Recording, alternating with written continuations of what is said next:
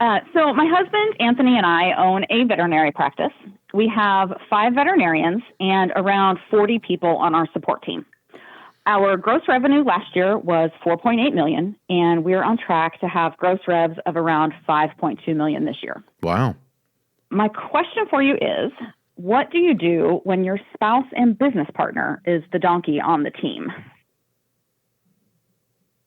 So Anthony thinks that he's a good leader. He tends to lead by pushing from a place of emotion and negativity rather than leading towards our shared mission and values. When something upsets him or doesn't go his way, he can get very loud, and he tends to say whatever comes to his mind to whoever is around. And it's typically not very pleasant.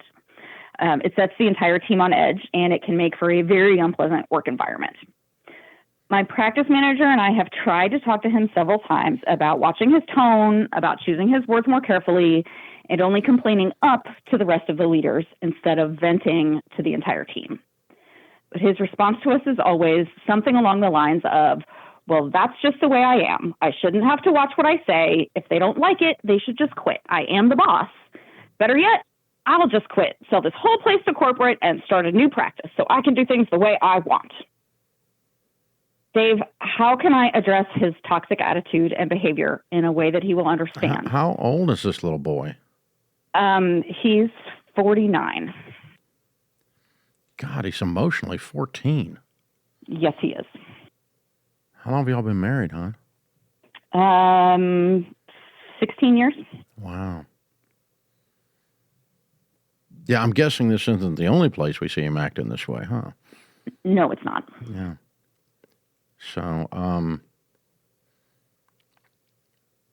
yeah, I mean, you don't really have a business problem or a leadership problem or a donkey problem or anything like that.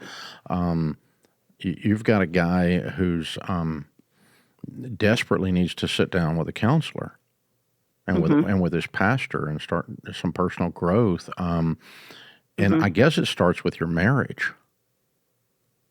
So maybe you guys start with some marriage counseling, and he probably won't go because he doesn't do anything wrong.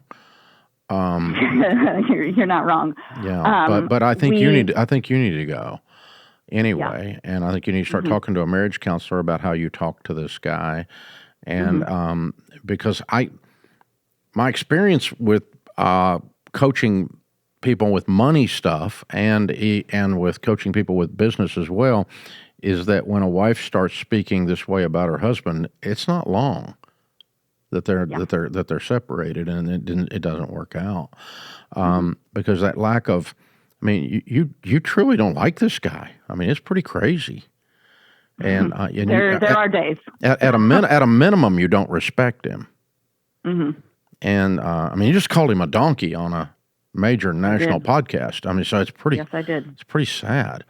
So, and it, the way you've described him, everyone would agree with you. But but I don't think that's the issue. I think when you fix how he treats himself and how he treats you, the natural byproduct will be he'll change how he leads.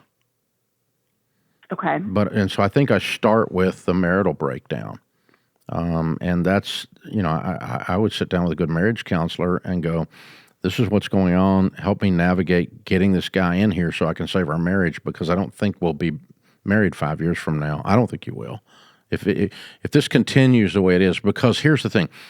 One thing's for sure, everything's growing or dying, and this has been deteriorating for a while. Probably 5 years ago, it wasn't quite this bad, but there's something breaking down inside of old Anthony here that's getting worse and by the day, and so's the separation between you and him, and the distance between you and him, and the respect towards him, and those kinds of things is getting worse, not better.